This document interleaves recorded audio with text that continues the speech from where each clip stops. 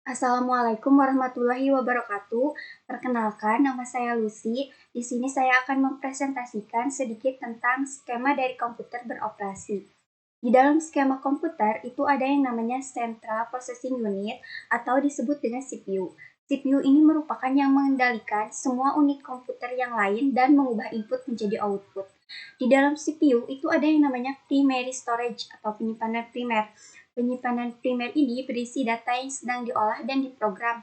Yang kedua, itu ada yang namanya control unit atau unit pengendali.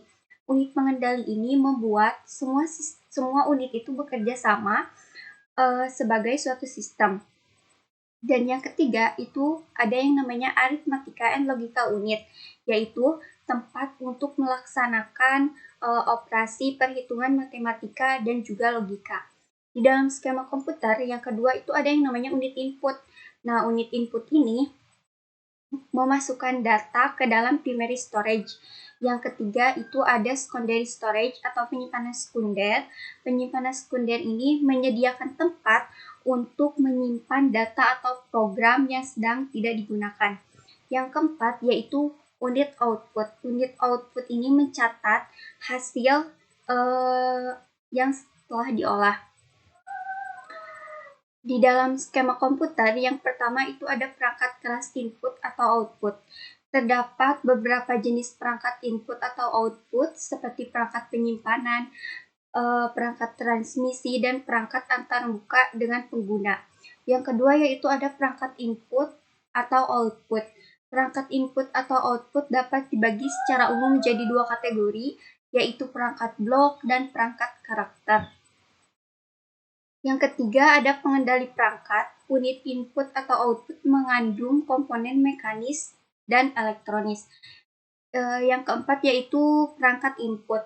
Perangkat input ini terdiri dari berbagai macam, di antaranya yaitu yang pertama ada keyboard.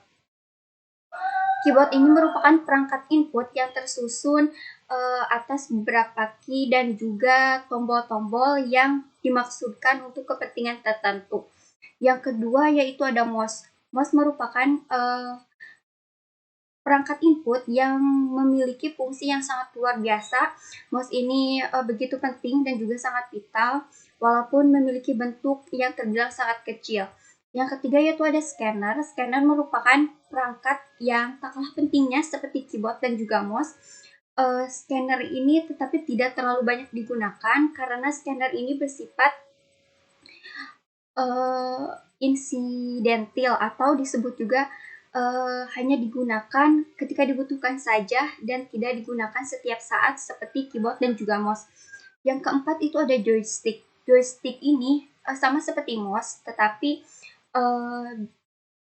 joystick ini sangat populer di kalangan gamers karena ketika para gamers ini menggunakan joystick pada saat bermain game di dalam sebuah komputer, maka akan memiliki pengalaman yang lebih baik.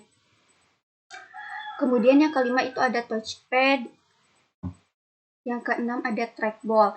Nah, trackball yang dimaksud ini merupakan sebuah bola kecil yang terdapat pada mouse yang letaknya itu terdapat di sisi kiri dan juga sisi kanan mouse.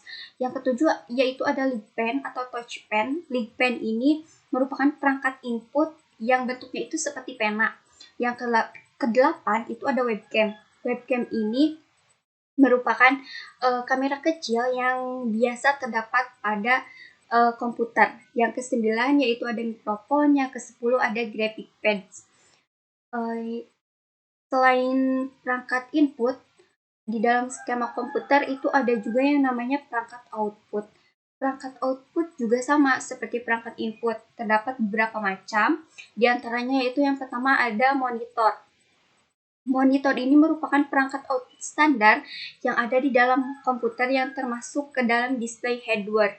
Yang kedua yaitu ada proyektor. Proyektor ini merupakan perangkat yang bekerjanya itu untuk memproyeksikan output yang ada di dalam komputer, ada di dalam sebuah komputer itu ke dalam bentuk cahaya. Yang ketiga yaitu ada yang namanya itu printer. Nah, printer ini merupakan alat perangkat output yang banyak sekali digunakan karena memiliki banyak manfaat. Salah satunya yaitu digunakan untuk mencetak dokumen. Yang keempat yaitu plotter. Plotter itu sama seperti printer, tetapi plotter ini memiliki ukuran dan juga uh, memiliki ukuran yang lebih besar dibandingkan dengan printer. Dan yang terakhir yaitu ada yang namanya speaker. Itu saja presentasi dari saya, kurang lebihnya mohon maaf.